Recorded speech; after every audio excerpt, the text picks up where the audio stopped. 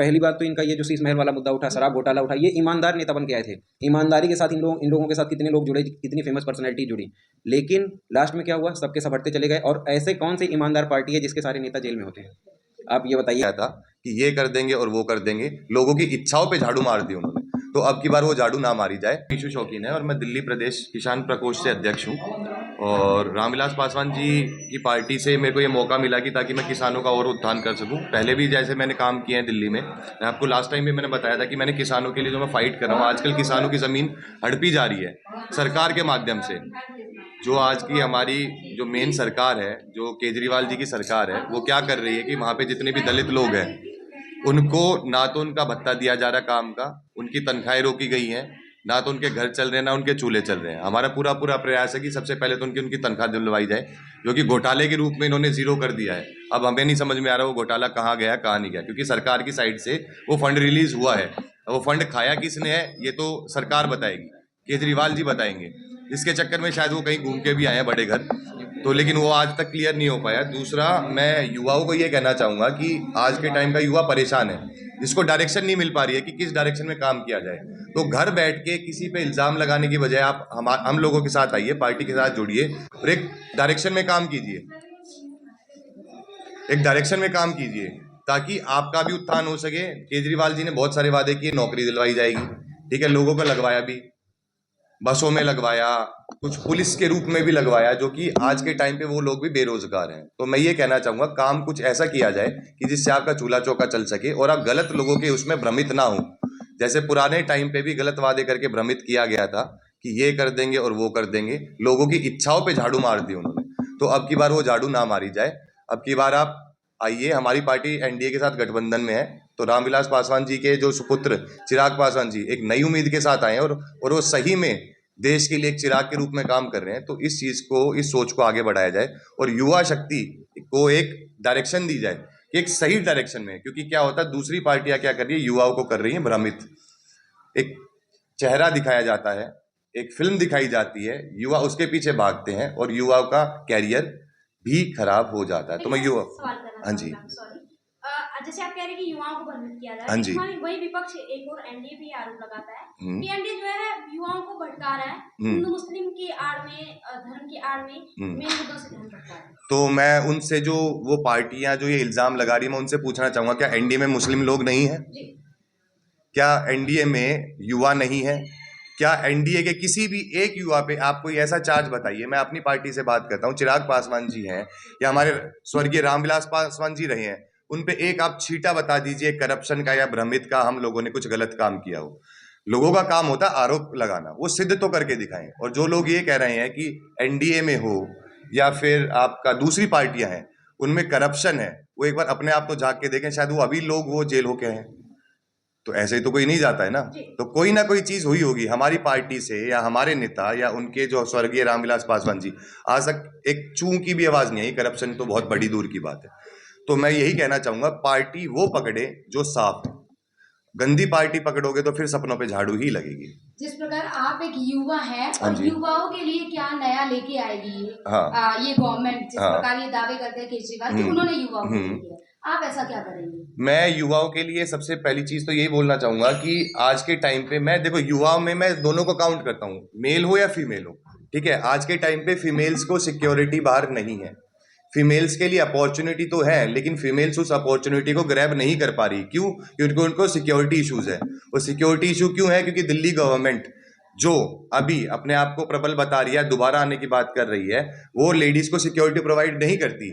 आज के टाइम पे हमारी रात को बहन बेटियां जाती हैं बाहर, कितनी सारी गलत चीजें उनके साथ हो रही है। मैं खुल के नहीं बोलना चाहूंगा उस शब्द को, लेकिन क्या आप भी लेडीज हैं? आपको क्या सिक्योरिटी है? आप जाते हैं काम करने, आपको यही होता है कि ये बंदा मेरे बारे में क्या कहेगा। तो सबसे पहले तो सोच बदलनी पड़ेगी हमें, उन युवाओं की भी। प्लस अगर मैं ही किसी को इज्जत नहीं दूंगा या मेरी पार्टी नहीं देगी तो बाकी कैसे देंगे? दूसरी पार्टियों में ये चीजें नहीं है, उनमें भ्रमित करना। मैं युवाओं को ये बता रहा हूँ, सपने दिखाना बड़े, काम ना देना कुछ। प्लस दूसरी, जो फेक कमिटमेंट्स हैं एम्प्लॉयमेंट की, वो नहीं होनी चाहिए। मैं युवाओं को यही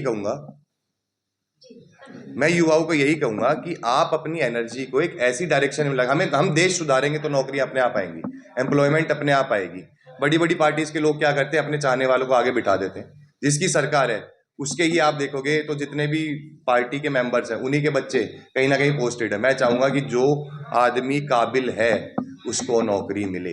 बिल्कुल, देखिए 2013 से ये सरकार चल रही है आम आदमी हाँ पार्टी जी। की। तो क्या लगता है बीजेपी को यहाँ मौका मिलेगा या एनडीए जो गठबंधन है इसे मौका मिल पाएगा? बिल्कुल मिल पाएगा।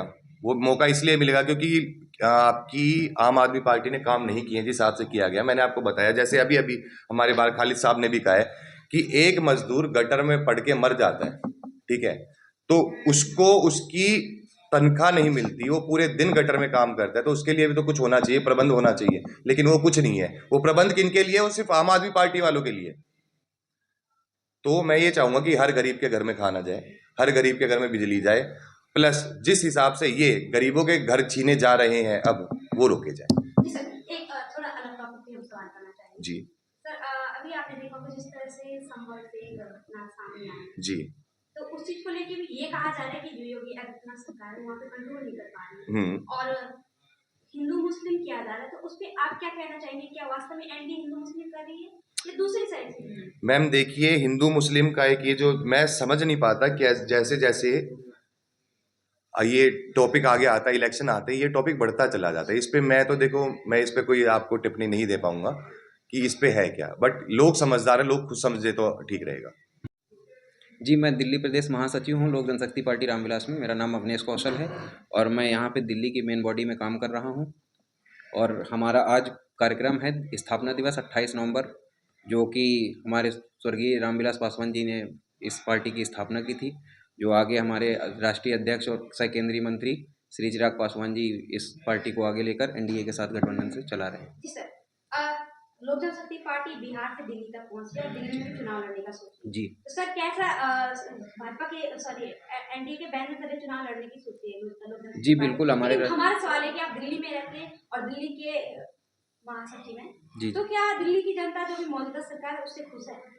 बिल्कुल खुश तो बिल्कुल नहीं है, क्योंकि मैं यहाँ पे रह रहा हूँ तो मुझे भी यहाँ की समस्याएं पता हैं और इसीलिए हमारी बातचीत भी चल रही है। हमारे राष्ट्रीय अध्यक्ष बातचीत कर रहे हैं एनडीए से कि हम एनडीए से मिलकर सर यहाँ से चुनाव लड़ेंगे, क्योंकि हमारा एक अभी फ़िलहाल में ही जो इलेक्शन के रिजल्ट आए हैं झारखंड में देख लीजिए, बाकी बिहार में जो लोकसभा चुनाव हुए उसमें देख लीजिए, तो हमारा मेन मोटो रहा है कि हम जहाँ जहाँ से भी लड़ें हमारा पूरा का पूरा 100% ट्रैक रिकॉर्ड रहा है। इससे तो क्या वजह कि लोक जनशक्ति पार्टी इतनी तरक्की कर रही है, इतना विश्वास जीत रही है? ये देखिए, सबसे बड़ा रीज़न तो हमारे राष्ट्रीय अध्यक्ष की मेहनत है, जो उन्होंने कड़ी मेहनत की है, जो उन्होंने इतना संघर्ष किया है 3 साल में, उनका जो संघर्ष रंग लाया है वही उसी का परिणाम है कि आज हमारा ये 100% रिकॉर्ड आ रहा है चुनाव में।